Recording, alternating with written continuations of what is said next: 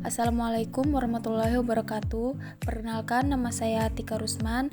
Saya adalah mahasiswi Universitas Mandala Waluya Kendari, program studi S1 Farmasi dengan NIM F 2019-01005. Kali ini saya akan menjelaskan materi kimia medisinal tentang molekuler docking. Baik, saya akan menjelaskan materi pertama, yaitu pengertian dari molekuler docking. Menurut bahasa, arti kata dari molekuler adalah molekuler dan docking adalah penambatan.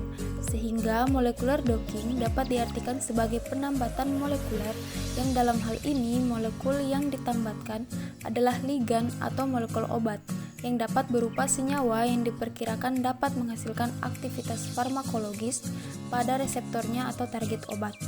Molekular docking adalah suatu metode yang digunakan yang dapat memprediksi interaksi antar molekul, yang interaksi ini dapat berupa protein yang termasuk di dalamnya, yaitu enzim, DNA, karbohidrat, lemak terhadap substrat. Akan tetapi interaksi antar molekul ini lebih banyak melibatkan enzim sebagai pengeksplornya. Pada molekular docking, reseptor atau target dapat diperoleh dari hasil docking. Molekular docking memiliki kelebihan mudah dilakukan dan sangat menghemat pengeluaran biaya. Selanjutnya yaitu tujuan molekular docking. Melalui molekular docking dapat mengetahui sifat dari ikatan suatu molekul kecil atau ligan sebagai kandidat obat terhadap molekul target atau protein. Untuk mencapai tujuan akhir, apakah molekul kandidat mempunyai potensi untuk bisa dapat dikembangkan secara lebih lanjut atau dalam spektrum yang luas diolah menjadi obat atau nutrasetika. Molekular docking juga digunakan sebagai peristiwa interaksi suatu molekul ligan dengan protein yang ditargetkan. Tujuan dari docking untuk mencapai konformasi protein dan ligan yang lebih optimal. Docking menjadi dasar untuk penemuan obat secara simulasi, komputasi, dan desain dari penemuan obat untuk mengikat ligan atau obat terlarang. Prinsip dari molekular docking yaitu dengan peningkatan terhadap ligan pada enzim yang dapat membentuk konformasi yang sempurna sehingga menghasilkan suatu molekul kompleks yang diinginkan. Selain itu, docking juga sangat mempertimbangkan hasil yang stabil untuk mendapatkan sesuatu yang maksimal. Dalam proses molekular docking, molekul yang terlibat di dalamnya dapat dianggap sebagai atom atau permukaan yang mewakili dari molekul tersebut. Selanjutnya yaitu pembagian molekular docking. Molekular docking terbagi atas dua, yaitu docking algorithm atau POS dan yang kedua scoring function. Docking algorithm atau POS pada docking ini berfungsi atau digunakan sebagai pencarian suatu ligan terhadap situs reseptor sehingga mendapatkan konformasi yang paling stabil dari kompleks ligan dan protein yang terbentuk. Gugus-gugus fungsional inilah ligan akan bereaksi dengan residu yang didapatkan dari asam amino protein reseptor sehingga dapat menghasilkan suatu ikatan yang disebut sebagai ikatan intramolekul. Yang kedua yaitu scoring function. Pada molekular docking ini dapat digunakan sebagai atau dapat berfungsi sebagai perhitungan afinitas kompleks dari ligan dan protein reseptor yang dapat terbentuk. Metode identifikasi ini dapat didasarkan dengan beberapa teori, misalnya seperti teori delta G bin atau teori energi bebas Gibbs. Selain itu, molekular docking tersebut juga dapat dibedakan menjadi 3 jenis dengan berdasarkan fleksibilitas dari molekul-molekulnya, yakni yang pertama yaitu rigid docking atau bersifat rigid ataupun kaku, yang kedua yaitu semi-flexible docking atau bersifat semi-fleksibel, dan yang terakhir yaitu flexible docking atau bersifat fleksibel. Selanjutnya yaitu model molekular docking. Model molekular docking terbagi menjadi 3. Yang pertama yaitu teori lock and key atau teori kunci dan anak kunci. Model lock and key ini atau kunci dan anak kunci ini dapat menjelaskan mengenai bagaimana fungsi sistem biologis substrat yang cocok pada situs aktif makromolekul, seperti halnya anak kunci yang cocok dengan gemboknya. Yang kedua yaitu teori induced fit atau teori terinduksi fit. Ide dasar munculnya teori ini yaitu bahwa dalam proses pengenalan, baik ligan maupun target akan saling beradaptasi atau berinteraksi satu sama lain melalui adanya perubahan konformasi kecil, sehingga akan dicapai kecocokan yang optimal. Yang ketiga yaitu teori conformation ensemble model atau teori ensemble konformasi. Teori terbaru ini menggambarkan bahwa protein sebagai keadaan ensemble konformasi yang sudah ada sebelumnya.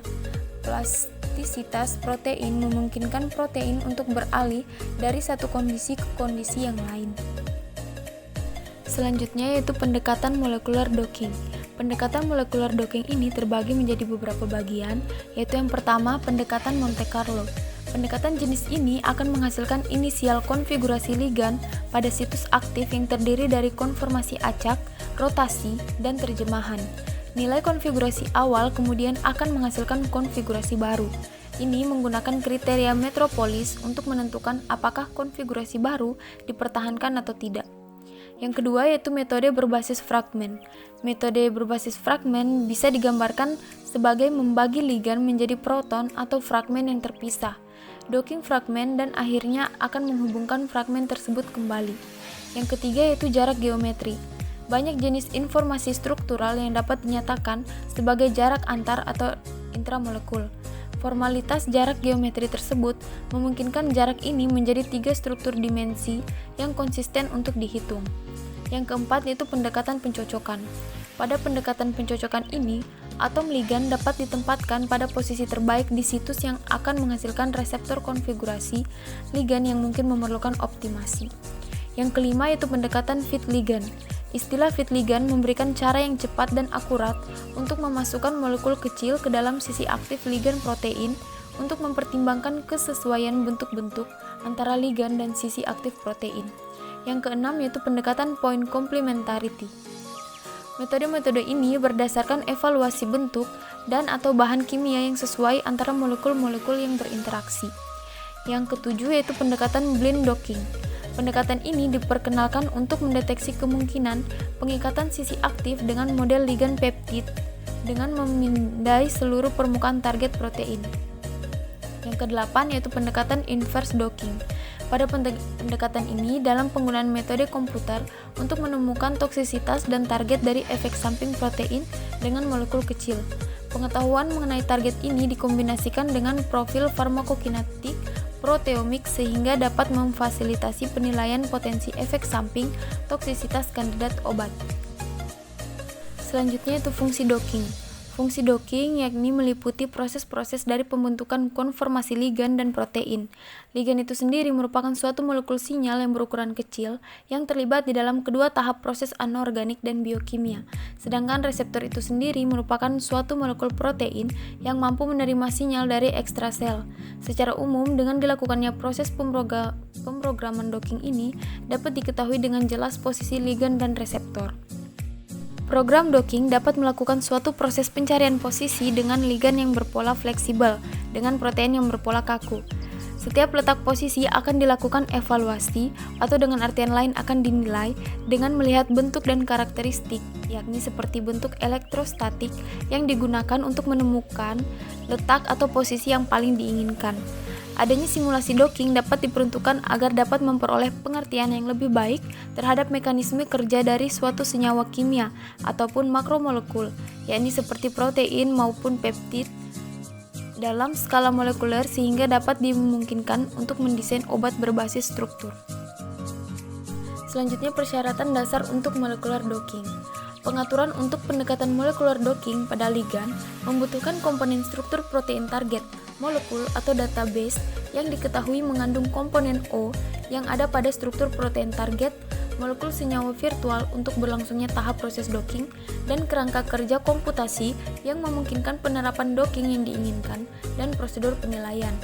Kebanyakan algoritma docking berasumsi bahwa apabila protein yang digunakan bersifat kaku, maka sebagian besar ligan akan dianggap bersifat fleksibel. Di samping tingkat konformasi bebas protein yang mengikat sisi aktif harus dibawa masuk dalam pertimbangan. Persyaratan dasar untuk molecular docking itu terbagi menjadi dua, yaitu representasi ligan. Biasanya struktur yang paling memungkinkan dominan lebih lanjut akan disesuaikan dengan penambahan atau penghapusan unsur hidrogen yang memberikan nilai perkiraan pKa. Hal ini penting untuk memastikan bahwa pengetikan atom yang akurat terjadi. Yang kedua itu representasi reseptor. Kualitas struktur reseptor yang akan digunakan berperan khusus dalam menentukan keberhasilan perhitungan docking. Secara umum, semakin tinggi resolusi kristal yang digunakan, maka struktur yang lebih baik akan menjadi hasil pengamatan yang akan diamati. Pada jurnal internasional Forte Journal volume 1 nomor 2 Juli 2021 oleh Rosario Tri Juliamos Manalu dengan judul Molecular Docking Senyawa Aktif Buah dan Daun Jambu Biji terhadap main protease pada SARS-CoV-2.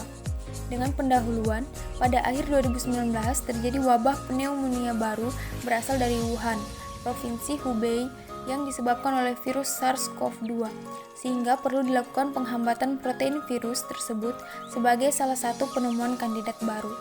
Tujuan penelitian ini yaitu untuk mencari bahwa senyawa metabolit sekunder yang terdapat dalam buah dan daun jambu biji mempunyai aktivitas sebagai antivirus dengan cara menghambat protein SARS-CoV-2. Dengan metode penelitian yaitu metode docking molekuler untuk memprediksi struktur kompleks protein senyawa, disebut docking protein ligand. Penelitian dilakukan dengan analisis komputer terhadap senyawa aktif tanaman jambu biji dan memodelkan interaksi senyawa pada protein SARS-CoV-2 yang berperan sebagai antivirus. Software yang digunakan adalah Plants, Yasara, ChemSketch, dan LeakPlus. Penelitian diawali dengan validasi internal pada salah satu reseptor SARS-CoV-2 dengan kode protein PDB ID6LU7. Proses docking dilakukan terhadap native ligand, senyawa kimia pada tanaman jambu biji, dan senyawa pembanding sebagai kontrol. Hasil penelitian menunjukkan bahwa skor docking dari 3 senyawa metabolit sekunder terbaik masih lebih tinggi dibandingkan dengan ligand negatifnya. Skor docking kaempferol, quercetin, dan heparin adalah min 90.399, min 92.012, dan min 92.231 kilokalori per mol. Ikatan kompleks dengan ligand natif masih lebih stabil atau kuat dibandingkan dengan kompleks antara protein dan senyawa aktif dari jambu biji. Itulah tadi materi kimia medisinal tentang molecular docking. Lebih dan kurangnya mohon dimaafkan. Terima kasih dan wassalamualaikum warahmatullahi wabarakatuh.